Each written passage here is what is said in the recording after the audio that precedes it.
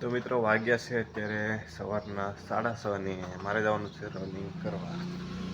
બંદર જવાનું છે આ વખતે, કારણ કે રોડે કોઈ નથી જવાનું છે આપણે ગ્રાઉન્ડે રનિંગ કરવા. મેં તમને બતાવ્યું ને ગ્રાઉન્ડે રનિંગ કરવા જવાનું છે.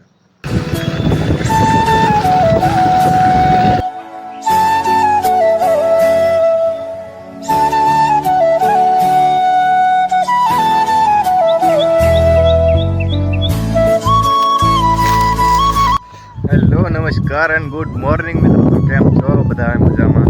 આશા કરું તમે બધા મજામાં હશો. તો સ્વાગત છે તમારું બધાનું મારા એક નવા ઇન્ટરેસ્ટિંગ બ્લોગમાં. તો આ છે મારો બ્લોગ સિરીઝનો, એટલે કે ડેલી બ્લોગ સિરીઝનો બીજો બ્લોગ. તો મારો પહેલો બ્લોગ ન જોયો તો મારી ડિસ્ક્રિપ્શનમાં લિંક હશે, અથવા મારી ડીપી ઉપર ટચ કરશો ને તો આવી જશે. સબસ્ક્રાઈબ જરૂરથી કરી દેજો, એટલે મને સપોર્ટ મળે થોડોક. એટલે તો ફાઇનલી મિત્રો રનિંગ એક્સરસાઇઝ બધું પતાવી દીધું ને હવે પછી આપણે જવાનું છે બંદર આટો મારવા. ને અત્યારે જોવો તો ગ્રાઉન્ડે કોઈ નથી, જુઓ કોઈ એટલે કોઈ બધા વીઆઈ જાય. પછી હમણાં બધા આવેલા હતા તે વીઆઈ જાય. અત્યારે તો આપણી ગાડી પડી છે આખા ગ્રાઉન્ડમાં, ખાલી હું એકલો જ છું. તો ચાલો આપણે જઈએ હવે બંદર આટો મારવા.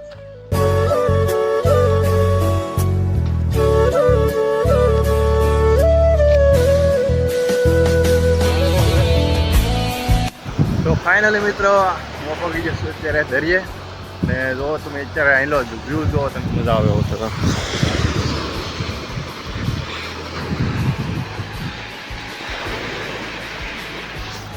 તો આખા દરિયા હોય એટલે કોઈ નથી, હું એકલો જ છું ખાલી.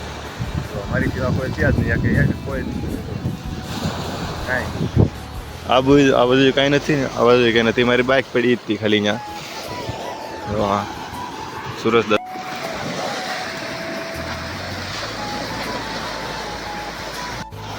તો મિત્રો તમારા બધાને આવો વ્યૂ જોવો તો મારા ગામમાં એકવાર દરિયે જરૂર આવજો, બહુ મજા આવે છે. આમ જેમ બને એમ સવારનો ટાઈમ હશે અથવા સાંજે 4 વાગ્યા પછીનો ટાઈમ હશે ને એમ સારું પડશે. એટલે સૂર્ય આમ ઉગતો હોય ને આથમતો હોય એવો આમ મજા આવે એવો હોય વ્યૂ હશે ને મજા આવે છે ટાઢા પરનું બધું. તો જો આમ બધું પાણી આવેલું છે અત્યારે. જો કોઈ એટલે કોઈ નથી. તો હું ખાલી એકલો જ છું એટલે એકલા રહેવાની પછી મોજ અલગ જ છે પછી થાવ, કારણ કે કોઈ હોય નહીં આમ ખોટો આમ હેરાન કરવા વાળું. એકલા હોય મોજ કરતા હોય ખાલી એમ. તો મિત્રો હાલો હતો એટલે મને શંખ જેવું કંઈક મળ્યું છે. તો શંખ જેવું છે, આપણે ધોઈ પેલા એને. બહુ આગળ જાય તો અમારા શૂઝ પલાય છે એમ થાય, એટલે અહીંયા રહેવું જોઈએ અમારે.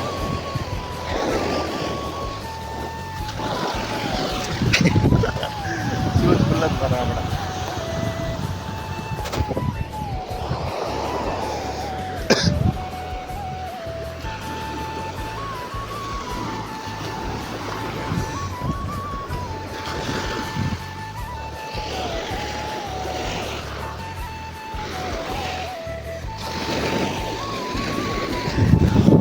જેવું કંઈક છે, કંઈ ખબર નહીં પડતી. તો છે ઘેર લઈ જવાનું છે અને મંદિરિયા મૂકશું આપણે.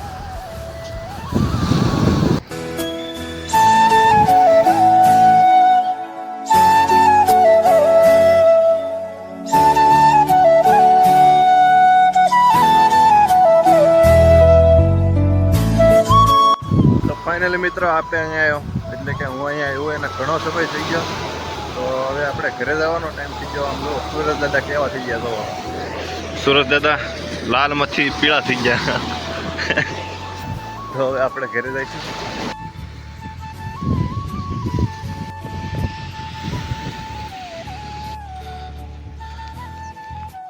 તો મિત્રો તમે બધાએ જોયું ને કે ગણપતિ બાપા ને દશામાં ને બધાને દરિયામાં પધરાવીને પછી એનો હાલત કેવી થાય છે.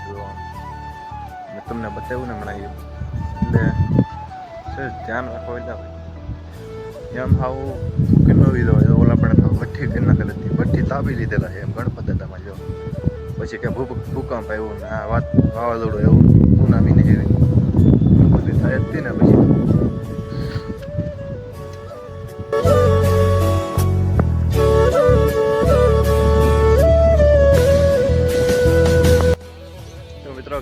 વાગી જાય ને કોને ખબર ખાલી પૂછ્યું પણ આજ મને દાતર કરવાનું પૂછ્યું.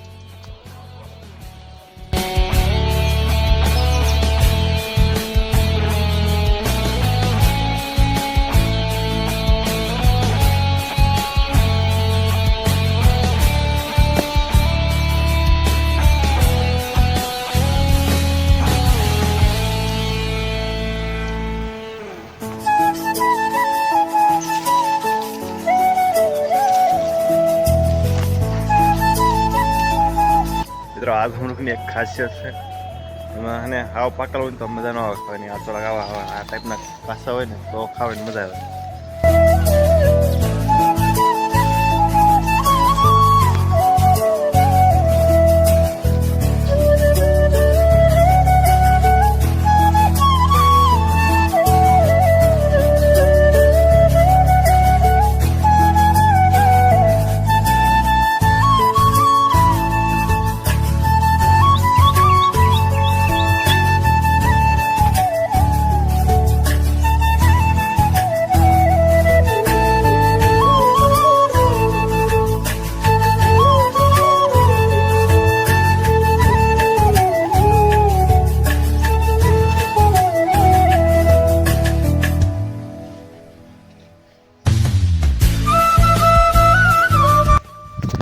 તો મિત્રો લેક્ચરમાં જેવો તેવો બદલાવ છે, તો આપણે આ બધું સાફ કરી નાખીએ. આ બધું બગડેલું છે અહીંયા કચરો છે, એટલે બધું આવણી વાળી દઈ તો બધું કામ પતી જાય.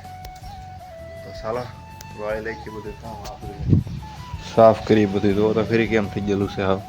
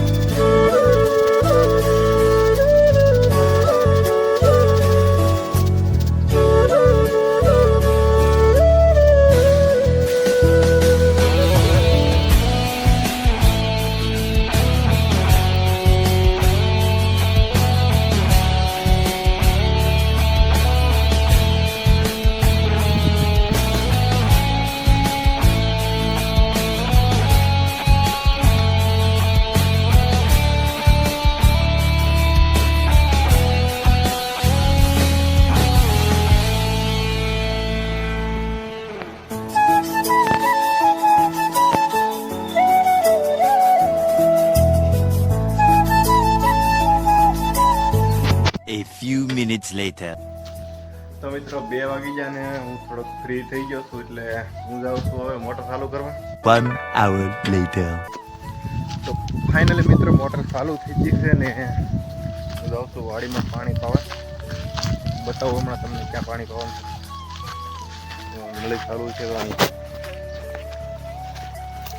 અહીંયા નળી છે ને આમથી ખેંચવી જો પેલા અહીં ફાયદો જેવું થયું.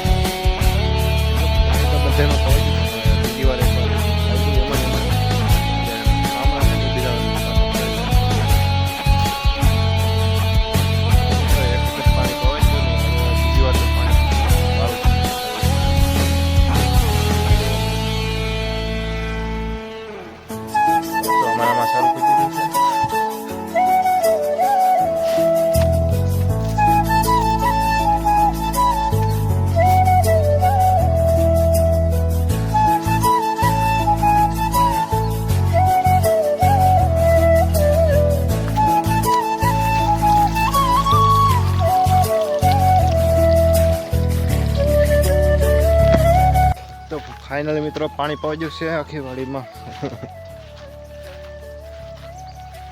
ને મારા લેક્ચરનો ટાઈમ થઈ ગયો છે તો ભાગીએ હવે ઘરે પાછા.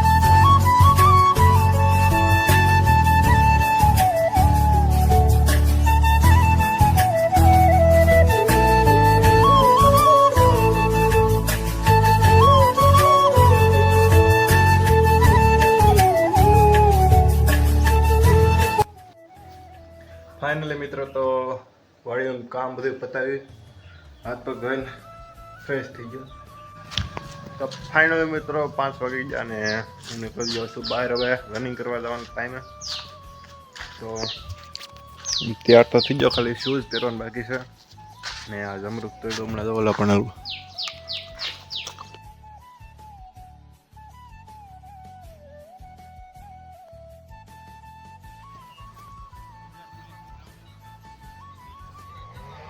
તો ફાઇનલી મિત્રો અત્યારે મેં સાંજનું વર્કઆઉટ પણ ખતમ કરી દીધું છે ને હવે હું જાઉં છું ઘરે અમારા.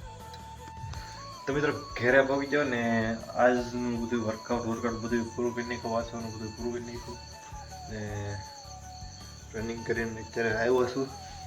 તો આજનો બ્લોગ બસ અહીંયા સુધી. તો તમને મારો આ બ્લોગ ગમે હોય તો લાઈક કરી દેજો, શેર કરી દેજો, સબસ્ક્રાઈબ કરી દેજો, બધું કરી દેજો. કાલે છે બસ આપણો બીજો બ્લોગ. તો ત્યાં સુધી આપણે બાય બાય.